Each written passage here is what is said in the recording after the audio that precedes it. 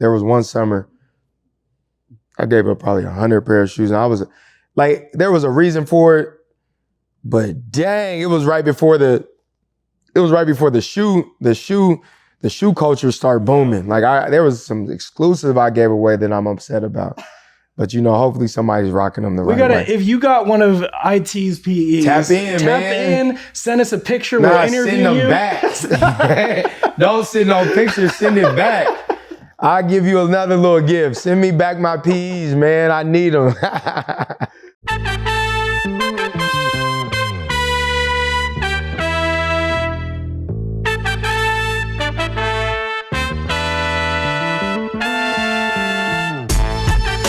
Welcome to another edition of Point Game with Isaiah Thomas and C.J. Toledano.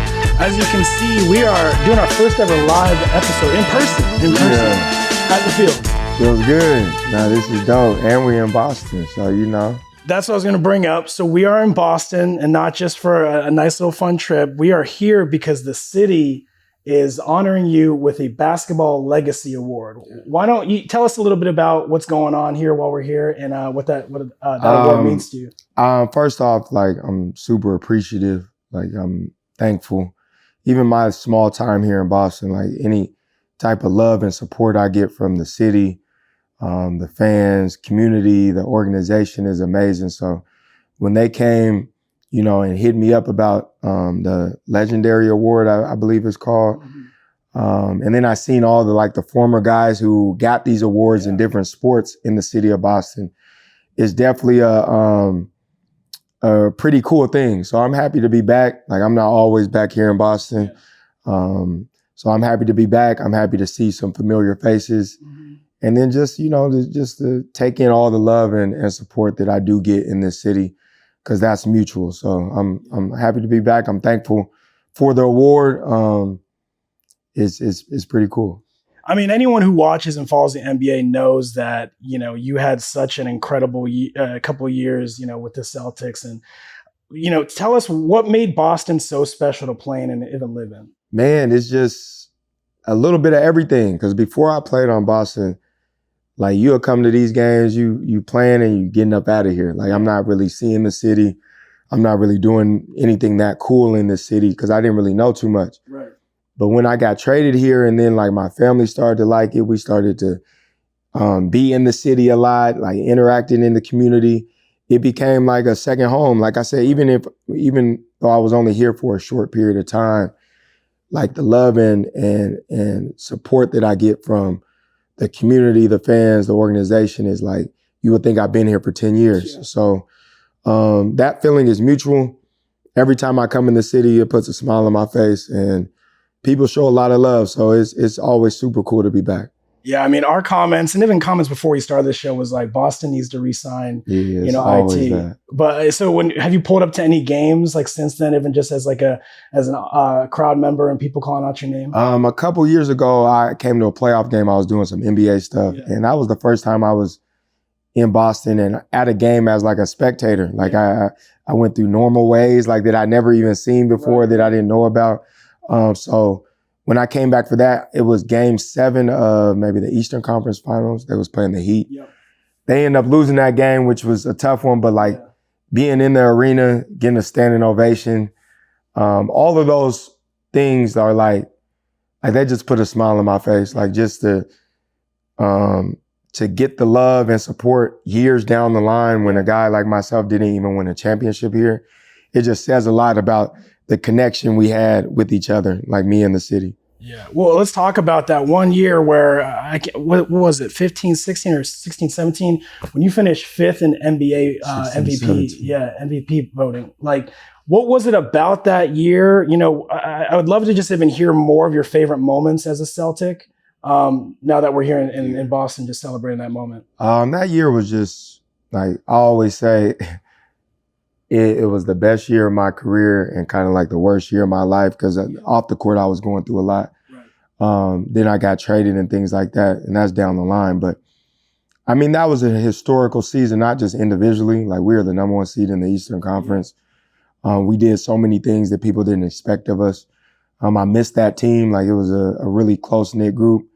the guys that really liked each other and not just playing with each other, but playing for each other. And that was like a special group. And even I was around guys this morning at the facility, just people in the organization, and everybody always just brings up that year. Like no matter, you know, they won a championship in 2024, I believe. And people still bring up that year, just in terms of like the amount of fun fans had, the community had, the organization had, and then just the type of team we had. Like we were just counted out from the jump. Nobody believed in us, and that was kind of like the circumstances around that team. No, there was all a bunch of guys that were kind of like looked over, second round picks, some guys undrafted. So it was like we all came together with that big chip on our shoulders, and it was even though we fell short in the Eastern Conference Finals, it was a super dope year for everybody that was a part of that. Yeah, you guys made a nice little playoff run. And I love, like, there are teams that I've been a fan of, people have been a fan of, where it's like, oh, the roster doesn't say championship, but there is that, like, brotherhood. You got, like, people don't realize that the players liking each other and wanting to be around each other, that chemistry can lead to some W's in the win column. It can lead to everything. It can lead to championships. I mean, you see that with OKC in today's game. Like they genuinely like each other. Yeah. Like even if they don't, they're faking it. Yeah. Like they seem like a college team. Even like Detroit Pistons seem like a college atmosphere. Seem like there's no ego or pride. Everybody kind of everybody like wants each other to be successful. That's hard to come around when you go to professional sports because guys are getting paid, guys have families. There's so much other things outside influence that happens in professional sports. It kind of makes teams not as close. So when you see a group of guys that play for each other, they like being around each other, like those are the groups you tend to fall for and watch because they're fun to play with. They like each other's success. That's hard to come by. So we had a really good group. I wish we could have stayed together. Wish health was on our side. Obviously, I got hurt. But like if we didn't have no injuries, like we were one of them teams that were coming for years to come for sure. Yeah. I mean, people, you know, when you got traded to the Cavs and people say you didn't resign, you didn't get that Supermax because of your hip. Like what was sort of going through your head? Like how tough was it to leave here? And then when did you finally feel like, you know, like that's in the past, I gotta keep it moving? I mean, I didn't, it wasn't in the past until like I got healthy again. Yeah. Like I always say, if I got traded to Cleveland and I was 100% healthy, like right when I started playing training camp, I would have moved past everything because I'm playing, I'm focused on something different. I'm 100% healthy. But at that time when I got traded, I didn't play till like the middle of January. So I go from getting traded in August to not playing till January. Right. It was somewhat difficult to move on. Watching the Celtics play, watching my new teammates play, and I can't compete with them. So it was tough. But once I got healthy and was able to play the game again, like I wasn't really tripping on what happened. Like obviously, it was a tough situation. I felt like I gave my heart to this city, this organization, and to be a franchise player and to be traded out of nowhere was tough. On top of being hurt. Yeah. But like out of all people, I understood the business. Like people will always be like, you keep bringing it up. It was like the media was bringing it up. I wasn't talking about it. Yeah. I just had to answer those questions. So like, and then at the end of the day, I'm human. So yeah, I had real feelings. Like I had real love for this city and organization and I wanted to keep it going. But like I said, at the end of the day, I understand the business 100%. And I understand some things happen that, you know, both sides don't really want to happen, but for the business side of it, it makes sense. So you find ways to continue to grow, continue to move on, and continue to, you know, just keep competing and doing things with a smile on your face. And I tried to do that the best I could. As I got older, I started to not even obviously think about it as much, but as a basketball player, as a human, yeah, you always look back and be like, what if? Or you think about those things. What if this happened? But as you get older, you understand you can't control a lot of things and you got to move on as best as you can. Right. I mean, and just, you know, because there's so many armchair, you know, critics, talking about, oh, he's not moving on or like whatever. But it's like, imagine to these people out there, and I'm speaking even just from the fan standpoint, like if I had my dream job, I found my perfect situation, I was, getting promoted and whatnot. And then one day I walk in, they're like, oh, you're out. Like to me, that's actually happening to me in my life. And it took me like 4 years to get over. You're in the NBA, you found a perfect fit. The city is behind you. Some of the most legendary games. And the fact is, like, maybe it took you a little bit to get over it. I feel like Boston still hasn't gotten over it because they're giving you an award this week. They haven't. Like anybody on social media, anybody I interact with when I see people on the streets, everybody hates that trade. But like even though they hate it, like they got a championship out of something years down the line, which I know they're excited and happy for, but like a real fan, like they have real feelings into this, all business aside, you feel that for sure. Cause it was a real connection and everything was just on the up and up. So, it's tough, but you live and you learn, you move on, you enjoy those experiences, even if, they're not always super positive in your lane, but, things happen. Well, if I can ask you, like, how is the relationship with Danny Ainge now? Have you ran into him? Have you talked to him since? And, it's like you said, it is a business, but like, have you guys been able to chat at all about it? Yeah, Danny, we've talked a few times. We don't necessarily talk about that, but like, I got a friendship with Danny. Like, that shit hurt, and that was tough. Like, I felt like he was wrong in every way, but like, he had a job to do. I had a job to do. He made a decision. You move forward. But I still talk to Danny. Like even when I was in the G League, he came to my games. Danny will always be somebody that I can talk to, somebody that is bigger than basketball. And he just had a job to do and he did it. And as I got older, take the feelings out of it. It's like, it is what it is. I think, honestly, I think he feels bad for it as well. And it's all good at the end of the day. He moved on. He's not even he's a part of the Utah Jazz organization. So like everybody has to move on at some point, and we both have. And even just going back to the landscape of the NBA that year, that summer was crazy because it was like the year after, KD and the Warriors won, and everyone was like, how do we beat this team? And everyone was making rash decisions and Kyrie asking out. So it's like people forget it's just a domino effect that can happen. Because that was a late trade going into it. And so, it woke the world up. Yeah. Like, and then fast forward to rewind, it's like the number one pick got traded for the 60th pick in the same draft 7 years later. That's something. So people don't really realize that. Like, it don't matter where you are in that draft. Like, I try to tell young guys growing up, you get picked first or last. Like, after that night, nobody cares. No. Nobody cares. You just got to put your hard hat on and grind. So to put it in perspective, it's crazy to think about that. Right.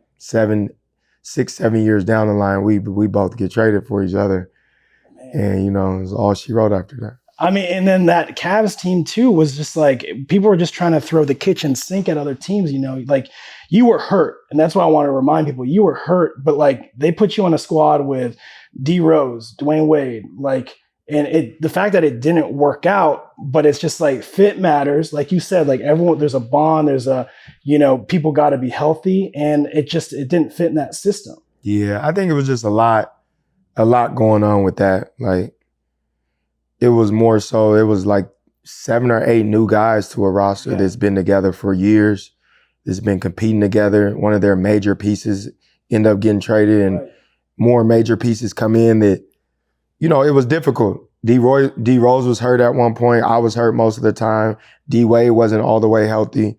And then people forget, like, we had a 17-game win streak at one point that year. So, like, things weren't as bad as people thought. It's just with having a guy like LeBron James on your team and having a magnifying glass on everything that you do, it was just magnified.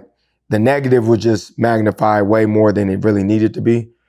And I do think, not to talk too much about the situation, I think they panicked as well. Like, we were built to be a playoff team. Yeah. We were built to do damage in the playoffs with guys like D Rose, D Wade, Kevin Love, J.R. Smith, Like to even be in that locker room and see those type of guys each and every day, it was unreal. Yeah. And not even you still got LeBron James, you got like Jay Crowder, you got so many guys that we were built to play in the playoffs, not to be a regular season team. So like my selfish self, I wish they gave us more time and seen what we could have done in the playoffs, then made stuff happen. But that opportunity and that situation was super dope to be a part of, even though it wasn't the best for myself. Like I wasn't able to show my 100% self, but like seeing LeBron James each and every day work on his body, be a professional, see Dwayne Wade, like guys that I looked up to,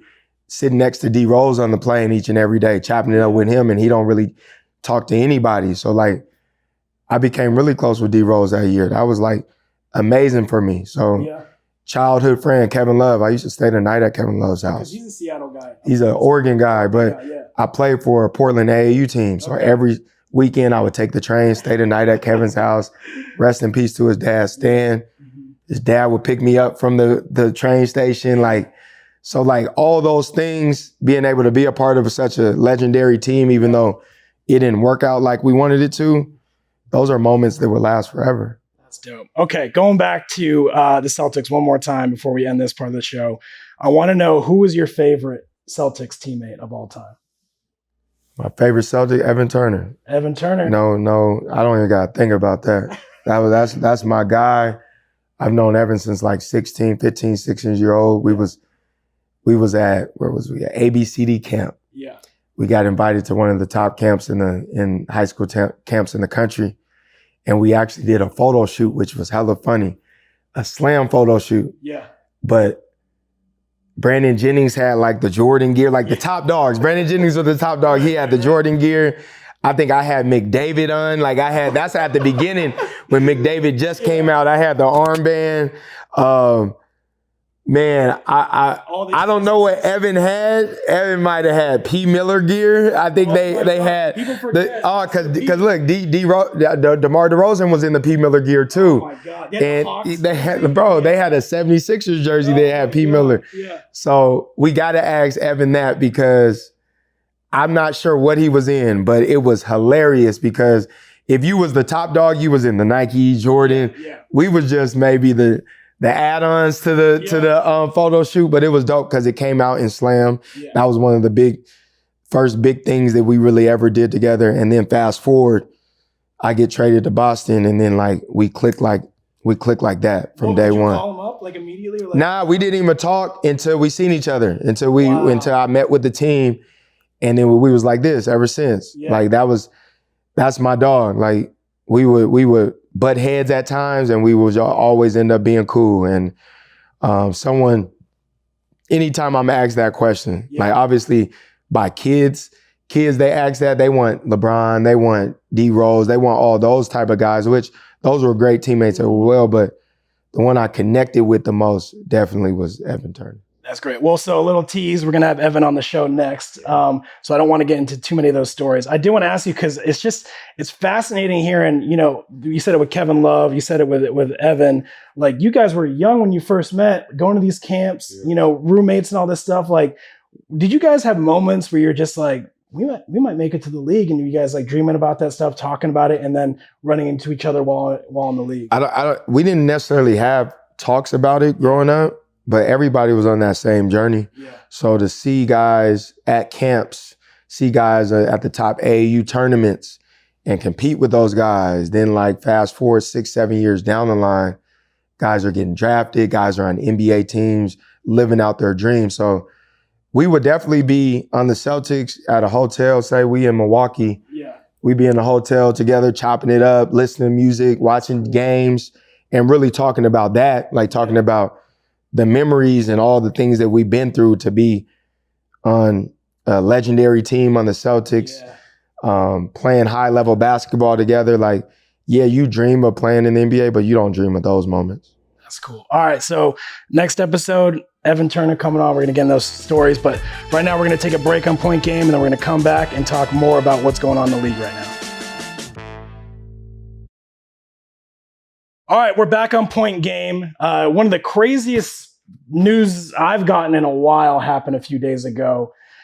Steph Curry left Under Armour, which is like, you get Shams bombs and all that, like Woj or whatever, and it's like player traded. But Steph leaving Under Armour was like earth shaking to me. What was your reaction seeing that? Surprising. I think my son had sent that to me or something, but surprising. Like you would never, especially once he signed there and then how successful it looked like it's been. Yeah. You would think he was the rest of the way he was going to be Under Armour. Yeah.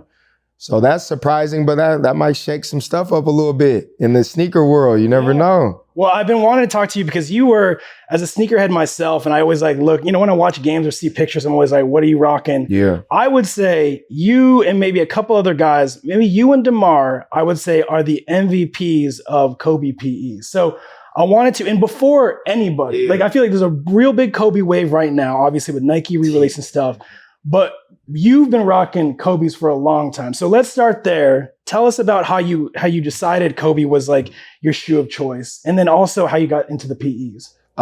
So when I first got in the league, I was a Reebok athlete. So my first 3 years in the league, shout out to Reebok because they signed me. I'm the 60th pick. Nobody gets shoe deals being that late in the draft. So they signed me to a 3-year deal. Shout out to B. Lee over there at Reebok. And it was amazing because those are when I first got my first PEs. Like I got my Iverson PEs that are questions. I got Kamikaze PEs.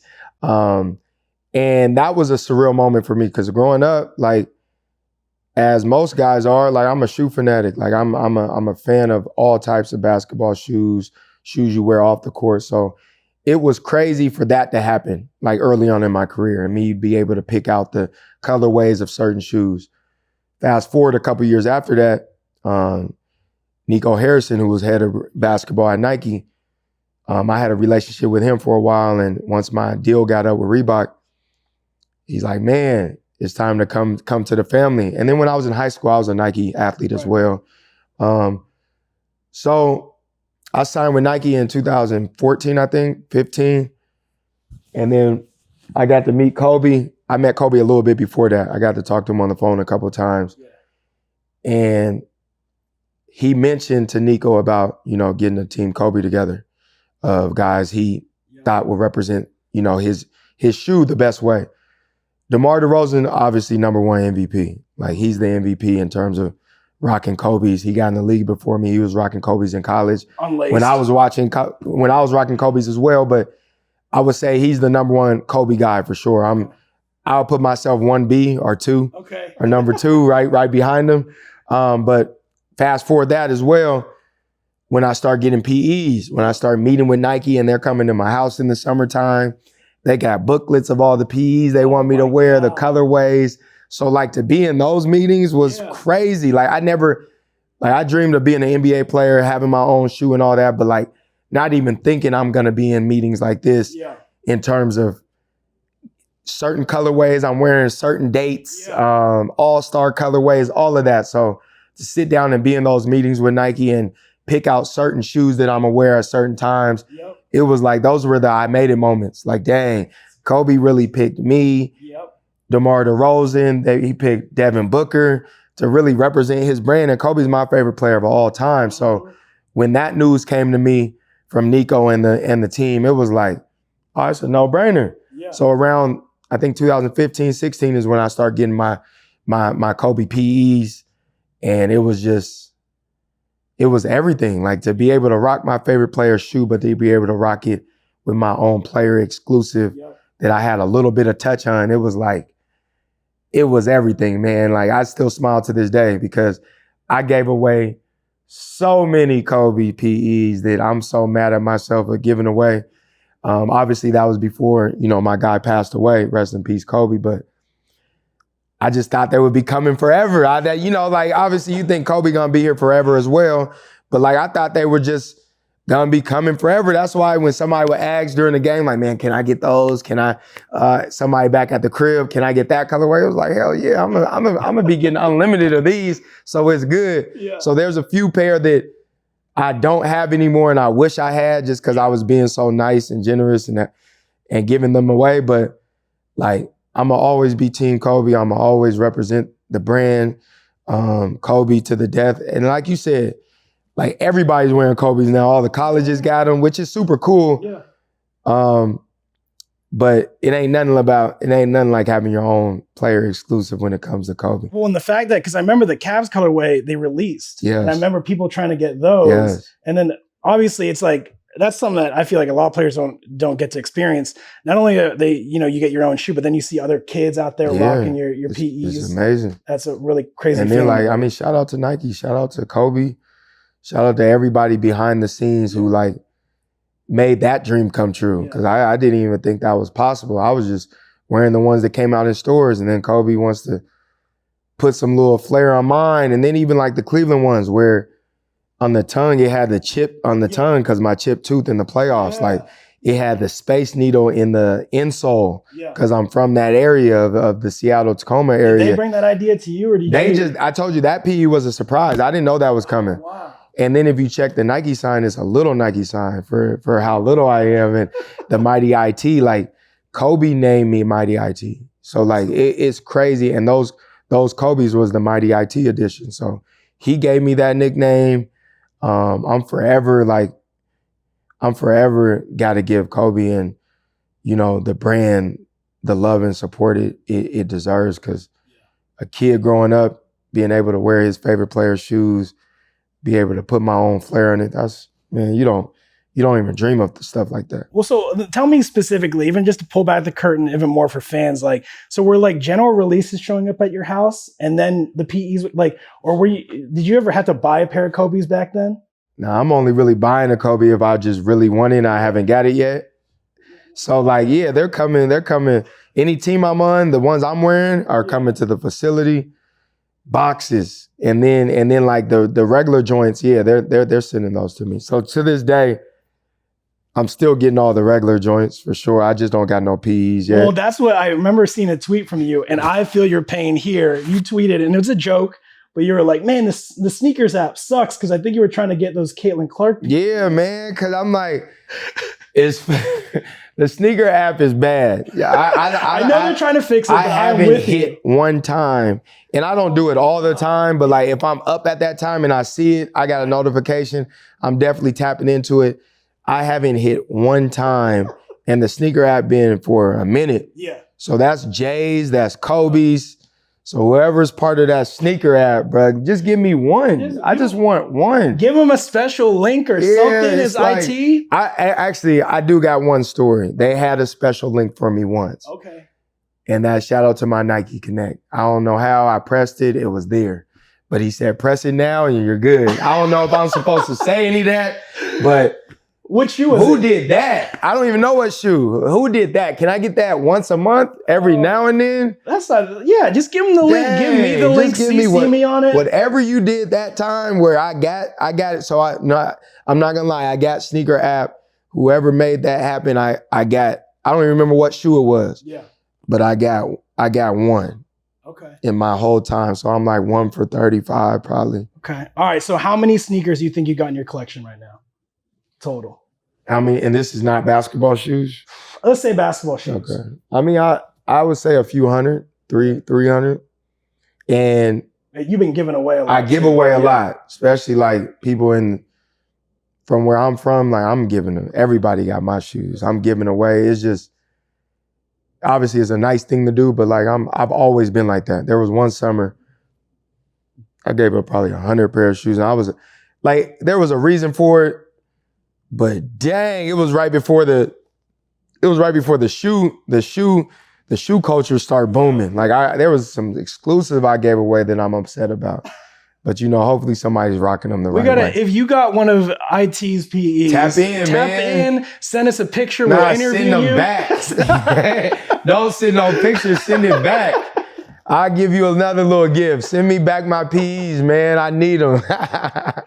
That's hilarious. Okay, before we get off this story, so Steph, he rocked the Mambacitas the other night, which was, again, it made me feel like I was in another dimension, another reality. But he talked about the importance of that shoe, which was incredible. But, what do you think Steph is going to do now? Is it enough for him to have his own brand? Does he join another brand? Like we saw this with Kobe, he went to the sneaker free agency. So it'll be interesting to see what he does. But what do you think? I don't know. Like, he's big enough to have his own, right? Like, and it to be successful. So I don't know if he wants to go in that direction. Obviously, people will probably be like, why don't he just do his own? But like, maybe he wants to try Nike again. Maybe he wants to go Jordan brand and do it different. You never know. So I don't know. I don't know where his head is at. It was definitely a surprise to me. It was super dope to see him in some Kobe's for the first, shoe that's not Under Armour. Right. I knew he wasn't gonna play in nothing under the Under Armour though, just because. But it was super dope to see him play in those particular Kobe's too, because those mean a lot to the world for sure. Yeah, that was dope. Okay, so you brought up Nico Harrison, head of Nike basketball, for anyone who didn't know that. So he was obviously already playing huge roles in the basketball world. He was recently let go by the Mavs, to put it lightly. Like, people were upset about the Luka trade. So not even, I would love to hear just what you think about that move, that firing, and the Luka trade. Like, how much longer, now that Nico is gone, how much longer do you think the Mavs are going to be sitting in that sort of dark shadow of Luka leaving? And what do they got to do to move forward? I'm not sure. I think it's a tough situation. I think Nico was in a lose-lose ever since he made the trade. Unless he made the trade last year and they won a championship last year. But I feel like he was even in a lose-lose then. Say you win a championship next year. A year, 6 months later, they're still going to be thinking about Luka just because how much of a superstar he is, how good he is, how young he is. And then he's in the Western Conference over there in the Lakers doing his thing. So I think you're just always going to be reminded of Luka because how special he is and how special he's going to continue to be. So I think they were always going to have that little gray cloud over their head, no matter how successful they were, just because like that's a once in a lifetime talent that you really, traded in the prime of his career. I don't even know if he's in his prime yet. That's what's crazy. So he's 26. Exactly. So it's like, it was a tough situation. And Nico's my guy. I got real love for him. I think he knows the game of basketball at a high level. Yep. Obviously, he was Kobe's right-hand man for 10, 15 years. So like, he knows the game. But in that sense, I just think there was going to be a gray cloud over his head and the organization's head until he was out of there. But I think that's not really going nowhere either. Like, unless they go on a 30-game winning streak and they have the best season ever, it's still always going to be like, dang, we had Luka. Dang, why did we do that? So I think it's a tough situation all the way around. But again, one of them business decisions where there's a lot of parallels. He felt that was the best decision for the organization he's running. And I think the world's going to fault him, but everybody's not in that locker room each and every day. Everybody's not around that organization to where maybe something that came up to where he had that red light to where he wanted to make a move like that. But it's just a tough situation because so many people are on the outside looking in and you just don't make a move like that. It seems like. It seems like a common theme here is the business guys got to kind of play doctor a little bit. And they're predicting, how much, are they injured? Is this a long lasting thing? Let's make some moves now. They saw a window and he went for it. And, sometimes that stuff pays off. And then on top of just like AD's hurt, Kyrie's hurt. Like, so that's what I'm saying. Like in terms of the lose-lose, you get the number one pick. Guys aren't healthy. That's on you. To the outside world looking in, like that, and it sucks because I don't think he got a fair shake just to start the year. Like you don't have AD. AD's out. Right. Kyrie, obviously, we know is coming back later in the year. You're experimenting with Cooper, putting him at the point. Right. So it's a lot of things that is outside of his control. But one thing that was in his control was he did make the decision to trade Luka. But not even that. Like the owner got to okay that too. So like there needs to be some heat on others as well. So like just to keep it 100% real, Nico's not the one that approves it. He brings it to whoever, the ownership, and says, this is what I believe would be best for our organization. He might have made it seem amazing and the owner wrote off on it. So, but I did see the owner did take responsibility for what's happened. And hopefully at some point, that city and organization that can move on, but they won't move on until Luka's done with the NBA because he's going to be so good for so long that they're just going to be reminded of it each and every day. Yeah.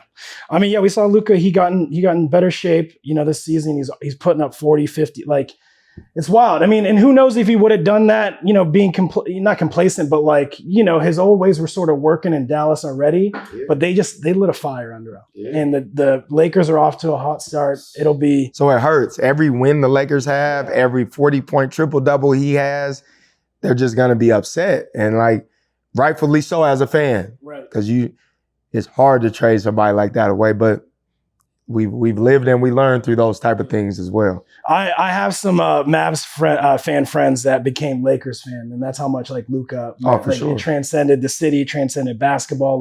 They liked rooting for that guy. I mean, the world loves him. Yeah, it's like Luka magic. He's hard not to love, and then he's done his job of getting into shape, making the game look even easier. So it's a hard little situation. All right, we're gonna talk about more what's going on in the league when we come back. All right, welcome back to Point Game. We are now going to play another game. We introduced it last week called Restricted Area. I'm going to try to bring up an NBA storyline, and IT can have the option to say that's restricted area. I'm not talking about it, but so far we've been unsuccessful, and our dude over here is just open book all the time. So the first one, I don't know if you saw this. It was a highlight. James Harden had a crazy crossover ankle breaker on Peyton Pritchard of the Celtics. He got me good.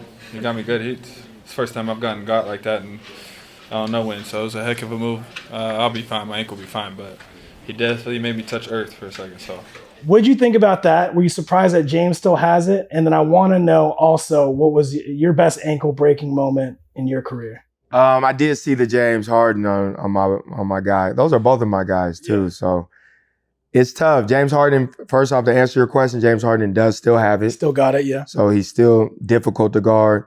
One thing about James Harden is super cool. When he does these moves, he makes the shot for the most part. I remember the move he did, I think, years ago against Wesley Johnson when he was on the Rockets. Same area too, and when he dropped him, but he didn't go in for the floater. He just looked at him and did the shot. So James Harden is successful in making guys fall and making the shot because that's hard to do. Make the shot. Because all the pressure builds. I got to finish this. Oh, man, or else it's not a highlight. Is tough. So shout out to James. My guy, P. Pritchard, that's tough, but at least it was by one of the best players to ever play. To answer your question on ankle breakers, I'm not an ankle breaking guy, but I've had a few good moves. I would, if we could bring up, I was on the Kings, I think it was my second or third year we was playing the Warriors. I did a little move. I'm not even going to say I made Steph fall, the move. He just happened to fall. And then I did a one-legged. It was in the shot clock. I did a one-legged three-pointer off the glass, I think it was, at Sacramento. And I'm going to take that one, yeah. Just for my kids, I'm going to take that. I'm hooper to hooper. I don't think the cross made him fall, but it was timely. It looked like but still, people count. Some people will count some trips or whatever, but you made that floater three. So look, Steph, I'm going to say I dropped you. I'm going to say I dropped you just because. All love and respect, but I'm going to say I dropped you and I hit the shot just because I haven't dropped nobody. So I'm going to take that one today. We're going to look that up. We'll cut that together. Okay. The All-Star game. So they announced officially, there was a rumor for a minute, that they were going to change the format because they've been having some difficulty in making it the most entertaining product it can be. Yeah. So they're going to do a USA versus the world because the game is pretty international these days. So what do you think about that format? Do you think it's enough to save the All-Star weekend? I think it's interesting enough to do that. I think it's going to be hard to save the All-Star weekend. Guys want rest. Guys don't really go as hard, but I think this would be a bragging rights type of situation. Okay, now we're playing for something. We're playing for pride at least, USA versus the world. Obviously, we see those talks. The world's caught up to the U.S. in terms of basketball. So I think if you have a little hype to it, you add a little hype to it, maybe add a little more money. I think guys would take heed and going a little harder in terms of representing your country, representing the world, representing the U.S. So I think the NBA is doing a good job of trying to implement more things to make it interesting, not only for the player, but for the fans. I'm excited for this. This might be the first year where we get some competitiveness. Yeah. We get them old All-Star games where, Kobe was there. That's what it is, though. That's what it is. The best player has to play the hardest and everybody will fall in line. Yeah. So whoever the top dog is, if he goes all out, I promise you, that's what it was with Kobe, Jordan, all those guys. Even early on with LeBron, like the best player go all out, everybody follows suit. Well, and I also think too, there's, we watched the last Olympics, USA, France, like there's some resentment and some revenge that is going to happen more immediately than having to wait for the next Olympics. Like we all remember that iconic Steph, jump over Wemby. He got him again the other night. But like, this is like all those guys were like, USA, every Olympics, they beat us. They're always the default gold medal. Like now they get a chance every year. Exactly. And it's just going to spice it up a little more. Yeah. So then when we beat that behind in the All-Star game, come summertime, we're gonna do it again to the world, So if I'm a part of it anyway, the All-Star weekend, I'm making sure I'm talking stuff.